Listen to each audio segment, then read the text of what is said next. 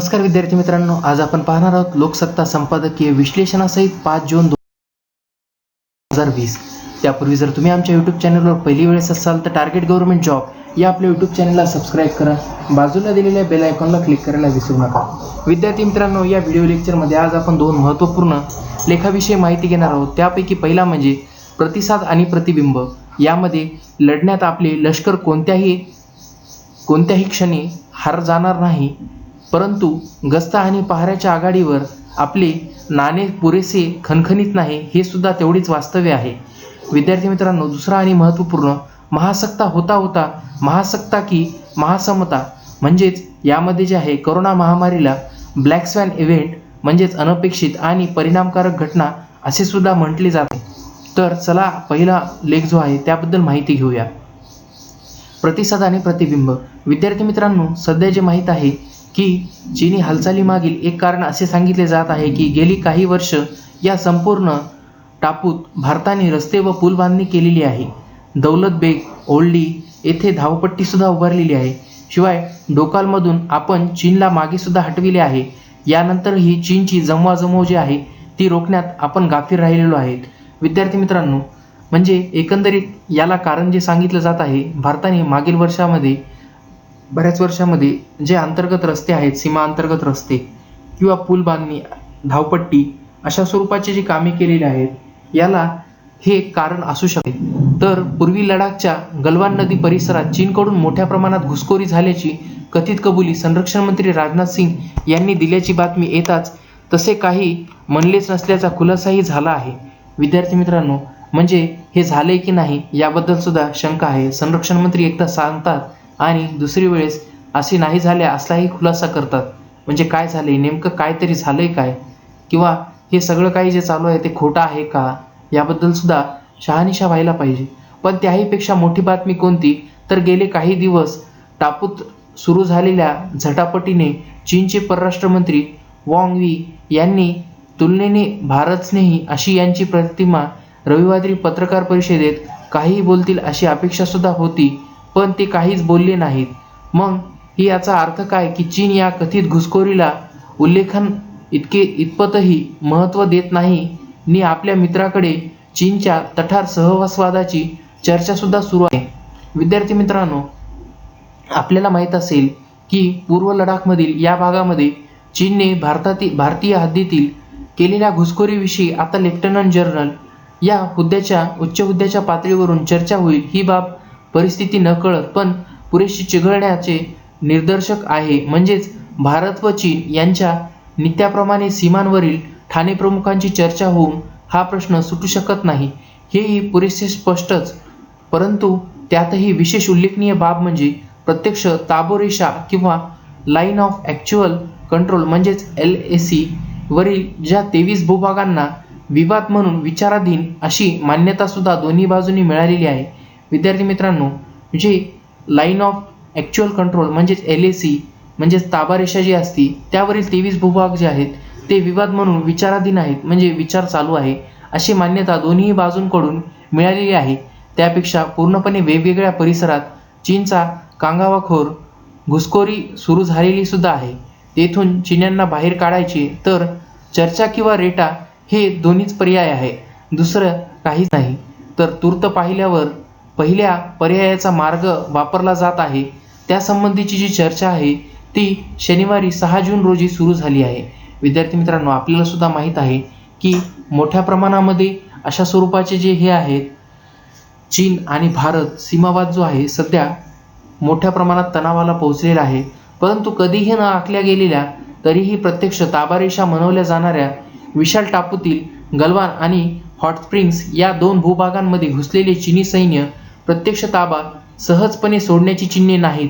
तसे झाल्यास चीनची जमवाजमव अंदाजित आणि त्यांचा हेतू जो आहे तो जोखण्यात आपण गाफील राहिलोय का, असा महत्त्वाचा प्रश्न उपस्थित होतो. त्याची दखल घेणे भाग पडते. सुमारे महिन्यापूर्वी 5 मे रोजी चीनने पॉंगॉंग सरोवर जे आहे या भागामध्ये गरजेपेक्षा अधिक सैनिक आणून ठेवलेले आहे. याशिवाय सिक्कीम जवळील नाकू जे आहे नाकूला या ठिकाणी सुद्धा चीनी सैनिकांची संख्या अचानकपणे वाढलेली आहे. म्हणजे नक्की हे सैनिकांची संख्या जी आहे ते वाढण्याचं कारण काय, की आपल्या भारत देशावर आक्रमण होणार आहे किंवा आक्रमणासाठी चीन तयार आहे, तर याबद्दल अद्यापर्यंत कोणतीही ठोस भूमिका व्यक्त केलेली नाही. सहसा निर्मनुष्य मानल्या जाणाऱ्या टापूतील त्यांची वाढती वर्दळ भारताच्या नजरेतून सुटण्यासारखी नव्हतीच, पण चीनने हे कृत्य वरकरणी बुचकळ्यात टाकणारे होते. कारण कोविड-19 जो आहे तो महासाथीचा उगम चीनमधून झालेला आहे. त्यातून झालेली जी वित्तहानी आणि मनुष्यहानी जी आहे, त्यातून तो देश त्या काळात नुकताच बाहेर पडू लागला होता. याउलट करोना विषाणू विरोधात भारताची लढाई त्यावेळी कुठे सुरू झाली होती व चीनच्या त्या कृत्यामागील उलगडा होण्यासाठी आणखी एक 5 तारखेच्या प्रामुख्याने विचार करावा लागेल. ती तारीख आहे ती 5 ऑगस्ट 2019. त्या दिवशी भारत सरकारकडून जम्मू काश्मीर जे आहे त्या राज्याचा विशेष दर्जा काढला गेला आहे आणि जम्मू काश्मीर व लडाख हे 2 स्वातंत्र्य केंद्रशासित प्रदेशसुद्धा बनलेले आहेत. विद्यार्थी मित्रांनो, याला कारण हेच तर नाही की जम्मू काश्मीरचा विशेष राज्याचा दर्जा जो आहे तो आपण 5 ऑगस्ट 2019 रोजी काढला आहे. याबद्दल आपण विचार करायला पाहिजे. या कृतीमधून पाकिस्तानला आणि काश्मीर खोऱ्यातील विभाजनवाद्यांना धडा शिकवण्याचा डिंडीम पिटला गेला आहे. असला तरीही त्या राज्यांचे भूराजकीय महत्त्व भारत आणि पाकिस्तान इतकेच चीनच्या दृष्टीनेही आहे. या निर्णयावर लोकसभेत शिक्कामोर्तब करताना गृहमंत्री अमित शहा यांनी पाकव्याप्त काश्मीर आणि गिलगिट बल्तिस्तानसोबत बरोबरच अक्साई चीनचाही उल्लेख केला होता. हे भूभाग परत मिळवण्यासाठी प्राणांची बाजी लावू हे सुद्धा त्यांचे भाषण होते. ते चीननेही गांभीर्याने घेतल्याची शक्यता दाट आहे. कारण त्यानंतर काही महिन्यातच चीनकडून 3 ते 4 भागामध्ये घुसखोरी सुद्धा करण्यात आलेली आहे. म्हणजे विद्यार्थी मित्रांनो, सध्या जे आक्रमण झालेले आहे याला केंद्रीय गृहमंत्री अमित शहा हे तर जबाबदार नाहीत. कारण की अशा स्वरूपाचे चिथावणीखोर भाषण किंवा लोकसभेमध्ये जे शिक्कामोर्तब करतात त्याला कोणता पुरावा वगैरे आहे का, किंवा देशातील लोकांची वाव मिळवण्यासाठी असे प्रयत्न केले जातात, ते चीनने सुद्धा गांभीर्याने घेतल्याची शक्यता दाट आहे. कारण त्यानंतर काही महिन्यातच चीनकडून 3 ते 4 भागामध्ये घुसखोरी सुद्धा सुरू झालेली आहे. नाकुला आणि पॉंगॉंग हे सरोवर जे आहेत येथील झटापटीविषयी लष्कर प्रमुख जनरल मनोज नरावणे यांनी सुद्धा विचारले गेले. त्यावेळी त्यात असाधारण असे काहीही नसल्याचे त्यांनी सुद्धा म्हटले आहे. हे सुद्धा असेच म्हणणार, कारण की हे काही म्हणजे भारत सरकारचे नाही तर काही राजकीय पक्षाचे जनरल असल्याचे दिसून येत आहे. विद्यार्थी मित्रांनो, ते बरोबरच होते. कारण या दोन्ही देशादरम्यान सीमेवर बंदुकीतून शेवटची गोळी 1967 मध्ये सुटली होती. त्यानंतरचा वाद झाला तरीही परस्परांवर बंदुका चालवायच्या नाहीत असा करार दोघांमध्ये झाला होता. मात्र झटापटीची फार बागुलबुवा नको म्हणणारे जनरल नरावणे त्या विधानांवर काही आठवड्यापूर्वी लेह येथील लष्कर प्रमुखांच्या 14व्या कोअरच्या मुख्यालयात तातडीने गेले. ते कशासाठी? यातून चीनची वावर म्हणजे शतपावली नव्हे हे सिद्ध झाले. चीनने निवडलेली ठिकाणे जी आहेत ती अनेक आहेत. उदाहरणार्थ गलवान खोरे, हॉट स्प्रिंग्स, पॉंगॉंग सरोवर ते नाकुला या ठिकाणी प्रत्यक्ष ताबारेषा म्हणजेच LAC जवळपास 3 ते 4 किलोमीटर आत घुसून चीनी सैनिकांनी भारतीय चौक्या ज्या आहेत त्या सकव उद्ध्वस्त केल्या आहेत. स्वतःचे तंबू सुद्धा उभारले आहेत. काही बातम्यांमध्ये तर चीनी सैनिक जे आहेत ते शेकड्यात नव्हे तर हजारांमध्ये असल्याचा सुद्धा उल्लेख केलेला आहे. विद्यार्थी मित्रांनो, खरं काय झालेलं आहे हे सरकारने केलं पाहिजे. नाहीतर ओरी हल्ला किंवा वेगवेगळ्या खोट्या प्रकारचे जे हल्ले आहेत तशा प्रकारचे सध्या करू नये. कारण की ते आपल्या देशासाठी खूप अहिताचे आहे. म्हणजे देशाला नुकसान होऊ शकते. शिवाय गलवान खोरे जे आहे ते पश्चिम भागावर चीनने यापूर्वी जे आहे कधीही दावा सांगितला नव्हता, तो आता सांगू लागले आहे. तर विद्यार्थी मित्रांनो, चीनी हालचाली मागे जे आहे ते काय म्हणजे सध्या का असं का होत आहे? गेली काही वर्ष या संपूर्ण टापात भारताने रस्ते आणि पूलबांधणी सुद्धा केलेली आहे. सैन्याची चटकन हालचाल करता यावी यासाठी अनेक बांधकाम भारताने उभारलेली आहेत. उदाहरणार्थ जगामधील सर्वाधिक उंचीवर असलेली दौलत बेग ओल्डी भागात धावपट्टी, डोकलम भागात भूतानसाठी रस्ते बांधणाऱ्या भारतीय सैन्याने तेथील चीनी सैनिकांच्या आक्षेपांना आणि धक्काबुक्कीला कित्येक आठवडे वेग घातली नव्हती. अखेरीस चीनलाच नमते घ्यावे लागले होते. असे असले तरीही चीनची घुसखोरी अशा प्रकारचे उघडकीस येणे हे आपल्यासाठी नामुष्कीची बाब समजावी काय? या प्रश्नाचे उत्तर देण्यासाठी जरा मागे जावे लागेल. कारण की लढण्यात आपले लष्कर कोणालाही हार जाणार नाही, परंतु गस्त आणि पहाऱ्याच्या आघाडीवर आपले नाणे पुरेसे खणखणीत नाही, हे सुद्धा तेवढेच वास्तविक आहे. कारण की कारगिल युद्धामध्ये भारताने जरी जिंकले असले खरे, पण त्यावेळी आपल्या हद्दीत पाकिस्तानकडून झालेली जमवाजमव आपल्याला लक्षात आली नव्हती, हेही तेवढेच वास्तव्य आहे. अहमदाबादमध्ये साबरमती नदीच्या किनाऱ्यावर शांतपणे डोके घेणारे चीनचे अध्यक्ष शी जिनपिंग यांची प्रत्यक्षात महत्त्वाकांक्षा जी आहे ती आसुरी आहे. याचेच प्रतिबिंब जे आहे ते हल्ली चीन मत्सुदी आणि परराष्ट्र खात्यामध्येही पडले दिसत आहे. वुल्फ वॉरियर हे एका बटबटीत चित्रपटातील चित्रनायकावर आधारित उपाधी चीन मत्सुदी नेते स्वतःलाच लावून घेताना दिसत आहेत.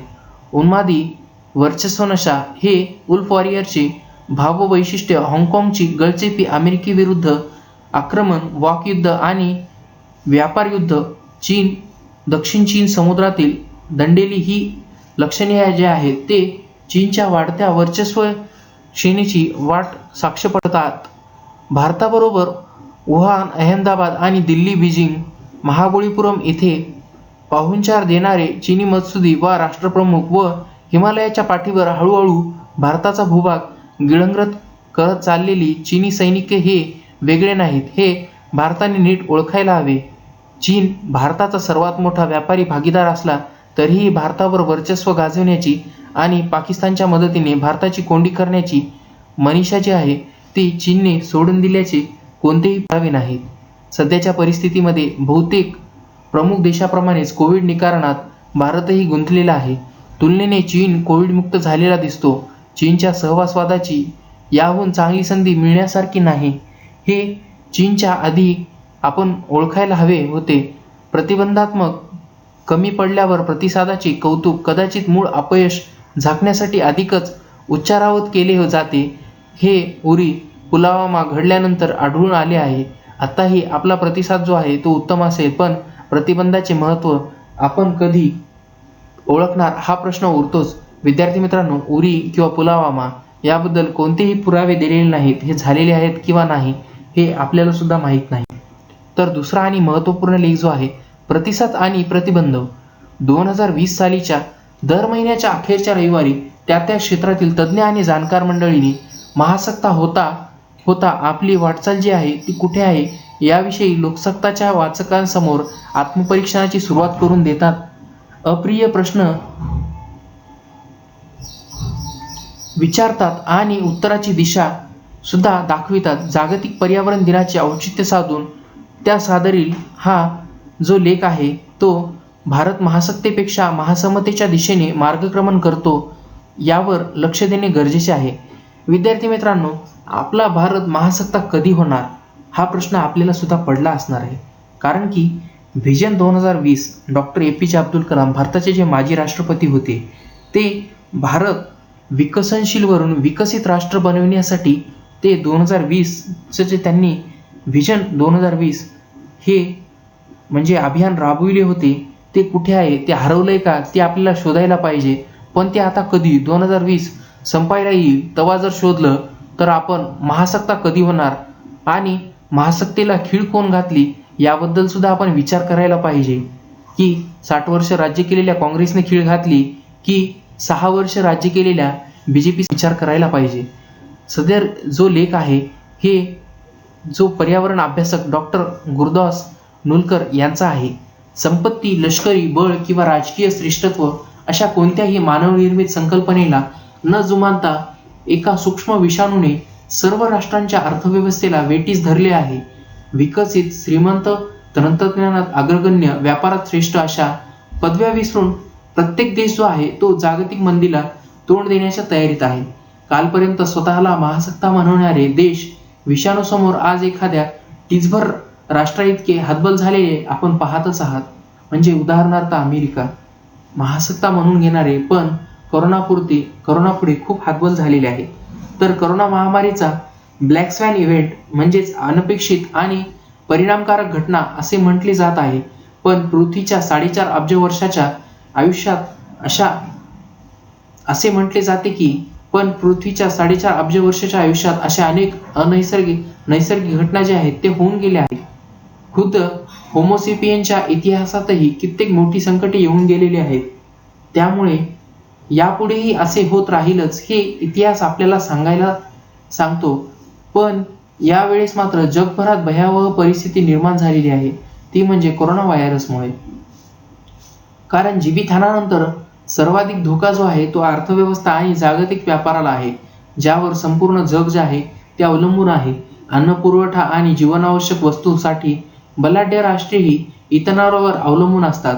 जागतिक अर्थव्यवस्था जशी क्लिष्ट आणि अधिक परस्पर अवलंबी होत जाईल, अशी घटनांचे परिणाम जे आहे ते अधिक तीव्रपणे जाणवतील सुद्धा. आज या आपत्तीने सर्वांना समान पातळीवर आणून ठेवले आहे आणि महासत्ता या शब्दाला काहीही अर्थच राहिलेला नाही. विद्यार्थी मित्रांनो, महासत्तेचे जे आहे ते 2 अस्त्रे आहेत. तर त्याचे प्रमुख अस्त्रे जे आहेत भक्कम अर्थव्यवस्था आणि तगडे लष्कर. हे भक्कम अर्थव्यवस्था असणे आणि तगडे लष्कर हे महासत्तेचे 2 महत्त्वाचे म्हणजे अस्त्र आहेत. आर्थिक वृद्धी ही सर्वोच्च पातळी गाठणे आणि जागतिक व्यापारावर आपली पकड ठेवणे हे महासत्ताधीशांचे एक लक्षण आहे. त्यामुळे या स्पर्धेत देशाची प्रगती अविरत आर्थिक वाढ या तत्वावर चालते आणि जीडीपीच्या निकषावर चढाओढ सुरू असतेच. अर्थव्यवस्थेच्या प्रचलित प्रारूपाला निसर्गाच्या स्वास्थ्याचा विचार न करता चलनी वाढ पोचली जाते. औद्योगिकीकरण आणि बाजार मागणी जशी वाढत जाते तशी संसाधनाचा साठा जो आहे तो घटत जातो आणि प्रदूषण तीव्र होत जाते. विद्यार्थी मित्रांनो, आज जागतिक उत्पादन वाढीचा दर जो आहे आणि प्रमाण इतके वाढले आहे की पृथ्वीवरील नैसर्गिक परिसंस्था ज्या आहेत त्या निकृष्ट होत चाललेल्या आहेत. त्यांची जैविक उत्पादकता जी आहे ती घटत आहे. प्रदूषित नद्या, समुद्राचे आम्लीकरण, घटते वनक्षेत्र आणि जैवविविधता पोत, गमावलेली माती, यातून म्हणजेच पत गमावलेली जी माती आहे आणि निसर्ग स्वास्थ्य बिघडल्याचे जाणवते आहे. अनियंत्रित कार्बन उत्सर्जन, जागतिक तापमानवाढीचा भस्मासूर जन्माला आला आहे. त्याचे सुद्धा पडसाद प्रत्येक राष्ट्राच्या अर्थव्यवस्थेवर जन्माला आल्याचे दिसून येत आहेत आणि त्याचे उमटत सुद्धा आहे. आज नैसर्गिक आपत्ती वारंवारता वाढली आहे. कधी फणी तर कधी अम्फान, कधी लडाखमध्ये अतिवृष्टी तर मराठवाड्यामध्ये दुष्काळ. शेतकऱ्यांवर अकालनीय स्वरूपाच्या टोळधाडी अशा रौद्ररूपाचे निसर्ग जो आहे तो अर्थव्यवस्थेवर आघात करत असल्याचे आपल्याला दिसून येत आहे.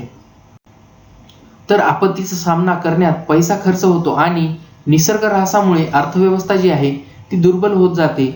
आर्थिक वृद्धीच्या धुंदीत हे लक्षात नाही, कारण जीडीपीच्या हिशोबात नैसर्गिक भांडवलीची घट धरली जात नाही, फक्त चलनी पैसा मोजला जातो. महासत्तांमध्ये रंगलेल्या ग्रोथ ॲट ऑल कॉस्ट च्या स्पर्धेमध्ये प्रत्येक देशाचे कार्बन उत्सर्जन सतत वाढत चालले आहे. 2018 साली भारताकडून 13.2 कोटी टन कार्बन डायऑक्साईड उत्सर्जन झाले आहे, ज्याचे परिणाम तापमानवाढीतून दिसून आलेले आहे. विद्यार्थी मित्रांनो, स्पर्धेचा नक्की फायदा तरी कोणाला? लष्करी बळ हे महासत्तेचे आणि रणनीतीचे दुसरे अस्त्र आहे. औद्योगिक क्रांतीपासून आजपर्यंत अधिकाधिक नैसर्गिक संसाधने जी आहेत ती युद्धसामग्रीच्या उत्पादनामध्ये वापरली जात आहेत. आण्विक, रासायनिक आणि जैविक अस्त्रे जी आहेत ती जगभरामध्ये विकसित होत आहेत. ड्रोन, GPS आणि अद्ययावत संगणकाच्या वापराने कोणत्याही ठिकाणावरून अचूक हल्ला करण्याची क्षमता सत्ताधीशांकडे आहे. आज महायुद्ध झाले तर फक्त मानवजात नव्हे तर सजीव सृष्टी निस्तानाबूत होईल एवढा सुद्धा धोका आहे. विद्यार्थी मित्रांनो, सीमा प्रश्न असो किंवा दहशतवादाच्या चिंतेने प्रत्येक देश जे आहे युद्धसामग्री आणि फौजदार यावर खर्च वाढवायला चाललेला दिसत आहे. डिफेन्स टेक्नॉलॉजीच्या फायदेशीर क्षेत्रामध्ये बलाढ्य जागतिक कंपन्या कार्यरत सुद्धा आहेत. तर आणि जागतिक व्यापार त्यांचा मोठा प्रभाव सुद्धा आहे. विकसित देशांच्या जीडीपी मध्ये जे आहे तो मोठा हातभार असल्याने स्वतःच्या देशातील राजकारण, युद्ध लाभार्थ्यांचे वजन आहे. त्यांचे मुख्य ग्राहक जे आहे ते दक्षिण अमेरिका, त्यानंतर आशिया खंडातील गरीब व विकसनशील देश तर आहेत, पण आयसिस व अल कायदा सारख्या दहशतवादी संघटना सुद्धा आहेत. दहशतवादापासून बचाव करणारी साधने हीच दहशतवादाला जर कारणीभूत असतील तर या गोष्टीला न जुमानता उत्पादन वाढ होतच चालली आहे. 2019 मध्ये भारताने सुरक्षेवर 21.1 अब्ज डॉलर एवढा खर्च केल्याचे दिसून आले आहे. त्या वर्षीचे जे आहे तर सरकारी खर्चात सुमारे 9% वाटा आहे. इतकी मोठी रक्कम सुरक्षेसाठी गेल्या इतर विकास कामाच्या तरतुदीत गणता येत आहे. जागतिक अशांतीच्या आर्थिक फायदा महासत्तेच्या जो रिंगणात असलेल्या अमेरिका, चीन, इंग्लंड, जपान, कोरिया अशा श्रीमंत देशांना होतोच आणि शस्त्रास्त्रांवर खर्च वाढल्यामुळे गरीब देशांच्या सामाजिक विकासात पैसा अपुरा पडतो. महासत्तेत स्पर्धेत फायदा नक्की कोणाचा होतो याचा विचार कधी केला जात नाही. त्या पदावर जे आहेत त्यांना निश्चित फायदा होऊन स्वतःची अर्थव्यवस्था अधिक बळकट करण्याची संधी सुद्धा प्राप्त होते. विकसित राष्ट्रांनी जागतिक बँक, आंतरराष्ट्रीय नाणेनिधी आणि जागतिक व्यापार संघटना या संस्थांचा वापर अनेकदा स्वतःच्या फायद्यासाठी करून घेतला आहे. विद्यार्थी मित्रांनो, एका राष्ट्राला महासत्तेचा मुकुट धारण करता यावा यासाठी संपूर्ण जगाला पर्यावरणीय ऱ्हास आणि अशांततेची किंमत मोजावी लागते.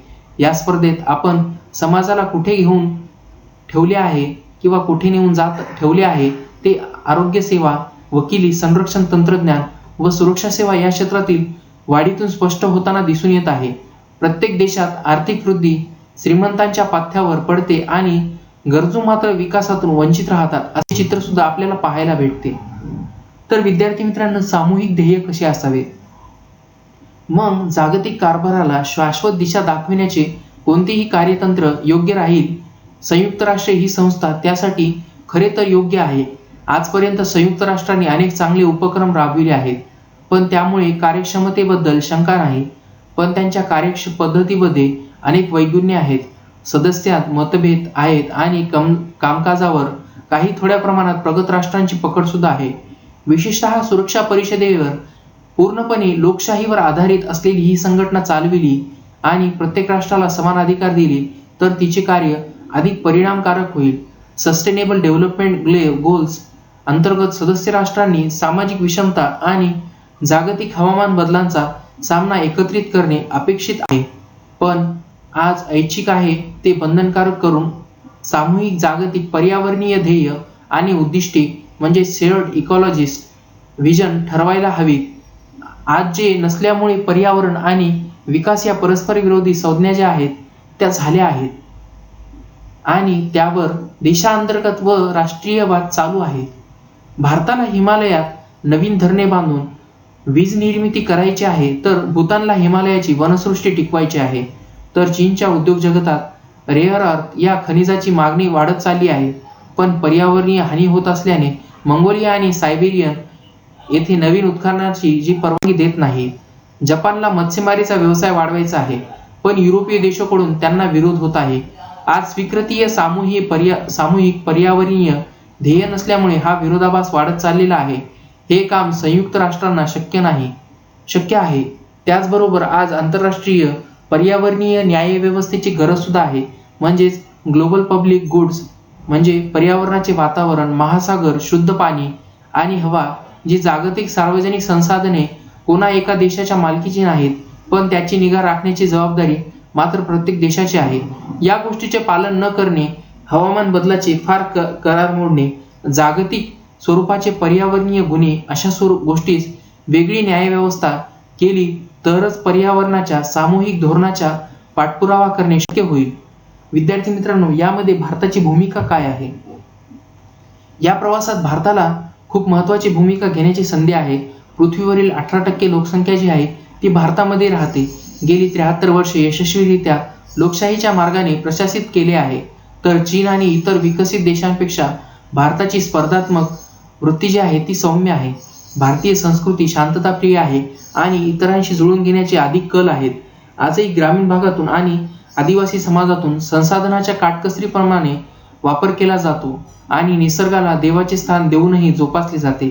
रोजच्या वस्तूंचा पुनर्वापर आणि पुनर्जीवन करणे अशा गोष्टी शहरी जीवनातही प्रचलित आहेत. आपल्या पर्यावरणीय भाराची सर्वाधिक जाणीव जी आहे ती भारतीय ग्राहकांना आहे, असे नॅशनल जिओग्राफिक्सच्या ग्रँडेक्स या अभ्यासातून दिसून येत आहे. उष्णकटिबंधीय हवामान प्रदेशामध्ये वसलेल्या भारताची जैवविविधता आणि नैसर्गिक संपत्ती जी आहे ती आजही अग्रगण्य आहे.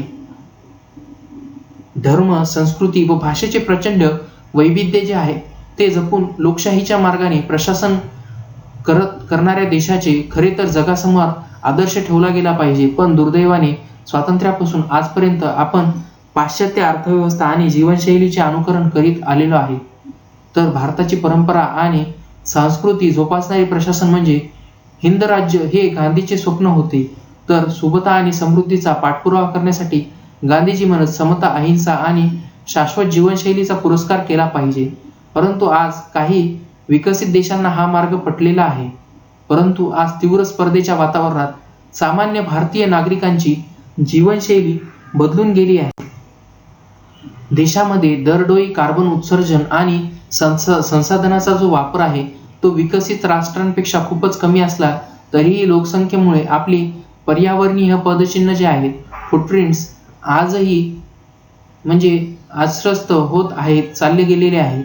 औद्योगिक विकास आणि शहरीकरणाच्या रेट्यात वनक्षेत्र, वन्यजीव आणि नैसर्गिक संसाधने धोक्यात आली आहेत. आजची पिढी मागणी पुरवण्यासाठी आपण येणाऱ्या पिढीसाठी साठा वापरत चाललो आहोत. निसर्गात दीर्घकाळ सक्रिय राहू शकणारे नवनवीन प्रकारचे प्रदूषण भविष्यात धोकादायक ठरू शकेल. देशातील एकूण गरिबी घटत असली तरीही आनुवंशिक गरिबी जी आहे त्याच्यामध्ये लोकसंख्येमध्ये वाढ होत आहे. सर्व राष्ट्रांचे अस्तित्व एका पृथ्वीच्या चयापचयामुळे टिकून आहे. पर्यावरणीय प्रश्न सर्व राष्ट्रांना एकसारख्या भेडसावत असल्या तरीही प्रत्येकाला त्याची तीव्रता जी आहे ती सारखी जाणवत नाही. याचे कारण म्हणजे राष्ट्रांमधील आर्थिक आणि भौतिक विषमता आहे. स्पर्धात्मक अवस्थेमुळे, अर्थव्यवस्थेमुळे नैसर्गिक संसाधनाच्या वाटपात असमतोल निर्माण झाला आहे आणि त्याचा विपरीत परिणाम जो आहे तो जागतिक अशांततेतून दिसत आहे. प्रत्येक राष्ट्राला स्वाभिमान आज उत्कट होत असला तरीही पर्यावरणाच्या रक्षणातून सामूहिक जबाबदारी जी आहे ती जाणीव मात्र अंधुक झाली आहे. हे चक्र उलट फिरण्याची, महासत्ता बनण्याच्या चढाओढाने महासमतेकडे वळून नेण्याची अर्थव्यवस्थेची जी स्पर्धा आहे ती निसर्ग संवर्धनात बदलली पाहिजे. तरच आपले होमोसेपियन्स हे सार्थक होतील. लेखक जे आहेत ते पर्यावरणीय व्यवस्थापन आणि शाश्वत विकास या विकासाचे खूप अभ्यासक आहेत.